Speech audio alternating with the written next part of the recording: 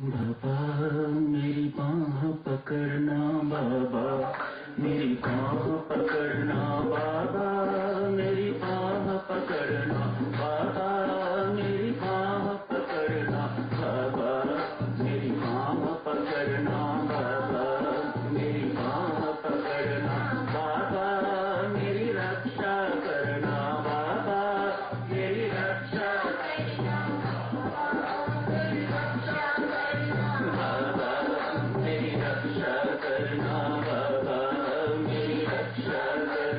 बाबा मेरी रक्षा करना, बाबा मेरी रक्षा करना, बाबा मेरी बाँह पकड़ना, बाबा मेरी बाबा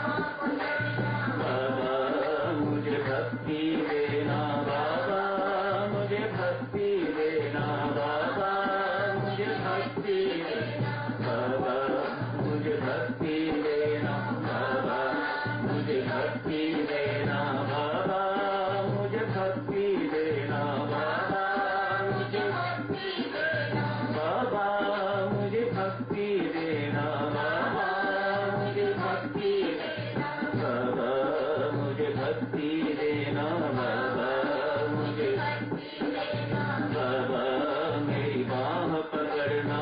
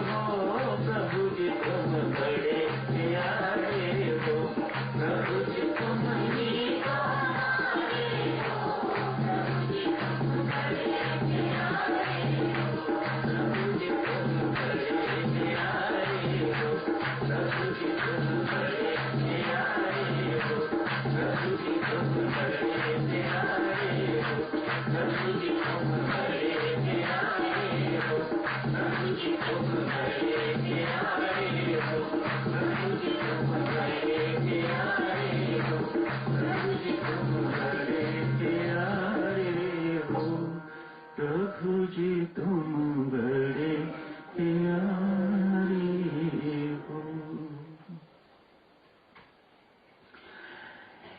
बच्चों, अमृतवाणी पुस्तक आप इसीलिए अपने हाथ में रखते हैं, उसे देख के पढ़ें। जिनको इधर उधर देखने की बुरी आदत है, उनकी ये आदत छूटे। इधर उधर देखने वाले कभी एकाग्रचित्त नहीं हो सकेंगे, कभी उनका मन एकाग्र नहीं हो सकेगा। तो कितना आसान साधन है, आपने सामने पुस्तक रखी हुई है, उसे देख देख के आप 35 मिनट के लिए एकाग्र मन रहते हैं। तो ये कोई छोटी बात नहीं।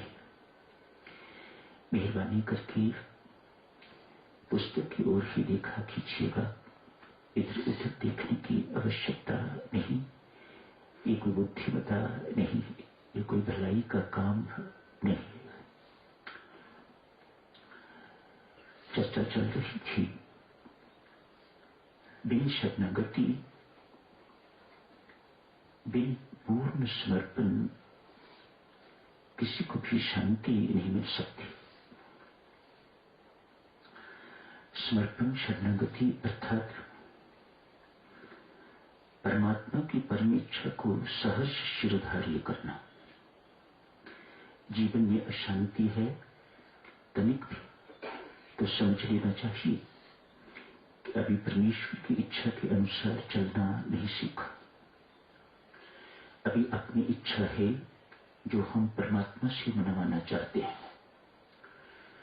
तो ये अशांति इच्छा देगी, ये तनाव, उदासी, दुख देने वाली चीज।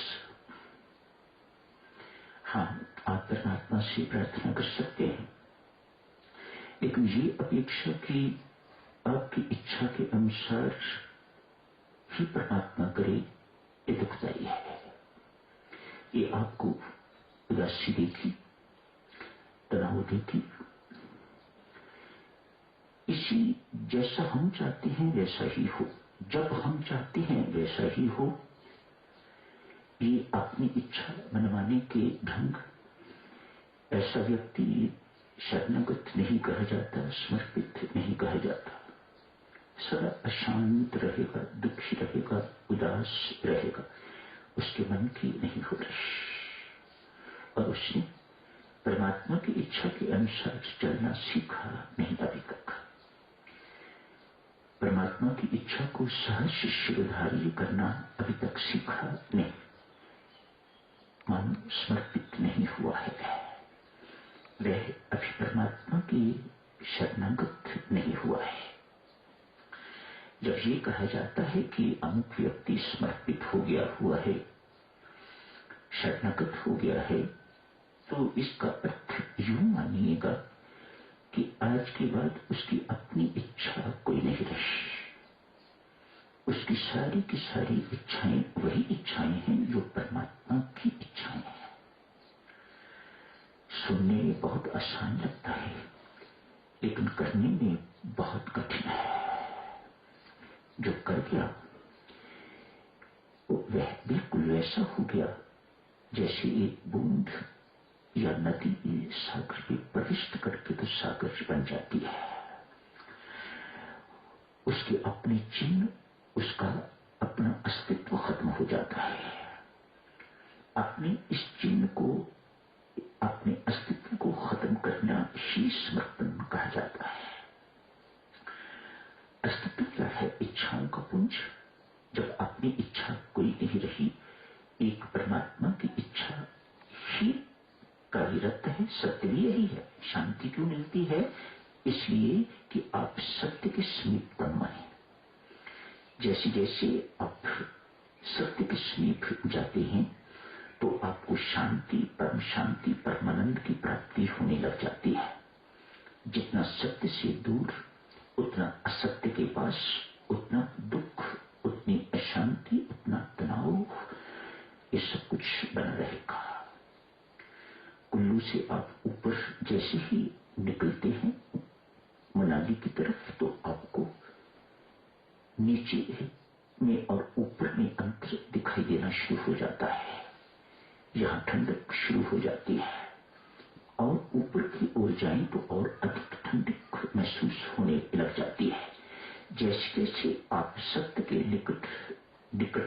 निकटतम होते जाते हैं, तैसे तैसे आपके जीवन में शांति, परम सुख एवं परमानंद की प्राप्ति के चिन्ह प्रत्यक्ष प्रकट होने शुरू हो जाते हैं।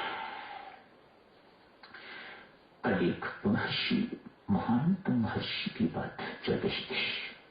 हर वर्ष जिनके